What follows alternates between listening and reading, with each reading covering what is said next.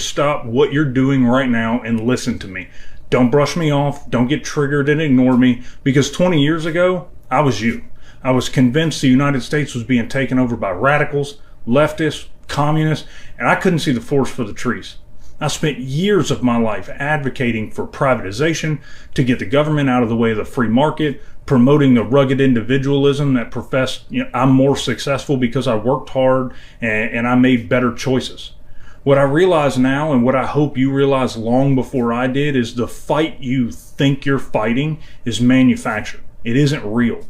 You've been fed lies about our nation's history, our fiscal and monetary system, our education system, and our economic system. That's the reason why people on the left don't make any sense to you. It's because you aren't arguing with the same foundation of facts. You have been indoctrinated to believe America is something that it isn't. America is not ordained by God, it's not infallible, and it's not the country that every other country emulates.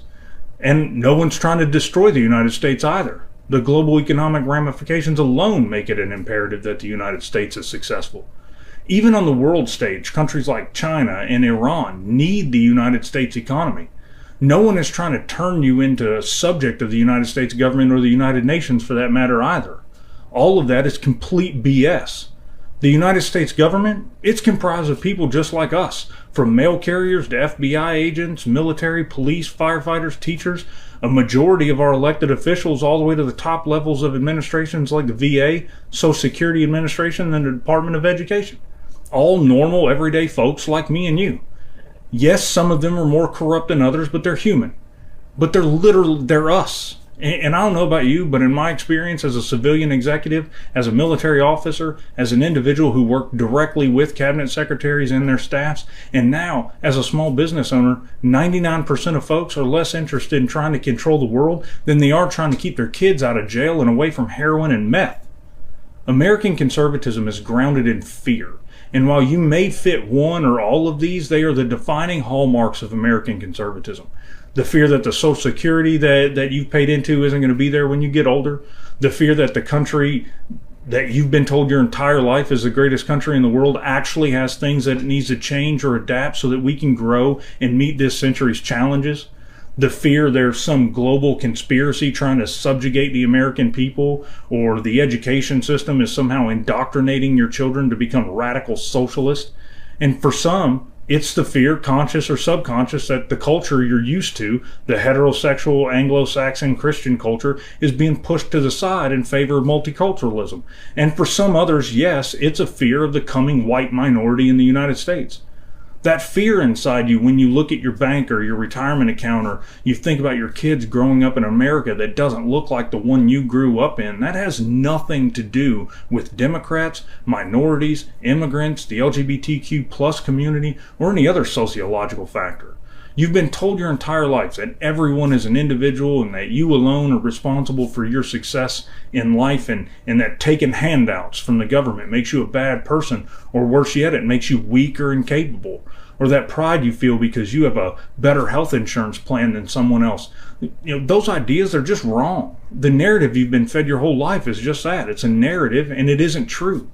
Despite what charlatans like Glenn Beck and Hannity and Shapiro and Levin have told you for years, if not decades, you aren't in competition with your neighbor for scarce resources. If we're going to continue to thrive as a country, hell, as a species, we need to start working together and throw out this whole rugged individualism that might have been a badge of honor in 1815, but today it just looks selfish and unnecessary. And I'm not saying anything other than we need to work together, so don't strawman my words here. But seriously, think about it. Think about what this narrative has you believing. You'll eventually start to see how the titans of the early 20th century have us trained as laborers. Like why our school system is so bent on perfect attendance, because that translates to a good worker. Why are we taught to never quit something that we don't like? Because as adults, we're conditioned to accept the fact that we're unhappy and get up and go to work anyway. Why do we want to keep the minimum wage low? Because it makes us feel good to say we earn $20 or $30 or more an hour, ignoring that your CEO makes 350 times that. But at least you don't make minimum wage, right? I used to rail against minimum wage, saying it meant minimum skill and people should just pull themselves up by their bootstraps and learn to make themselves more marketable to employers. Employers don't want minimum wage to rise because that cuts into their golden parachute. If minimum wage had kept up with worker productivity, minimum wage would be $27 an hour right now. Today in 2022, $27 an hour is a great job by all standards. But if you make $27 an hour today and we had kept up, you'd be making closer to $100. Your fight isn't about guns. It isn't about protecting the United States from communism or socialism. It isn't about preventing the LGBTQ community from sexualizing your children. And it isn't about an invasion of immigrants from our southern border. It's about power. And you aren't the one pulling the strings of power. Primarily because you're too busy trying to get your kid to ball practice. You're cannon fodder for the folks who buy politicians and corrupt our system for their own personal gain. If you started a business and you were successful and you took care of your people who worked for you and you crushed it, you're amazing and I absolutely admire you. If you started a business, crushed your competition, squeezed out every competitor, and now account for almost 50% of the market and claim a net worth greater than the GDP of several countries on Earth, you're definitely on my list of horrible human beings.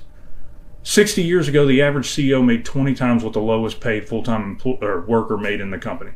Today, it's 350 times. And before you think I'm demonizing the wealthy, I'm not. I'm demonizing the folks who created this system in the United States. The Rockefellers, the Carnegies, the J.P. Morgans, and the corrupt politicians who are all too eager to get theirs, knowing full well the rest of America is suffering under an unsustainable economic system. You've been lied to. You've been lied to your entire life, just like I was. Do Americans need to be productive? Yes, absolutely. We need to ensure our society has what it needs, and there is absolutely no possible way to ensure every American can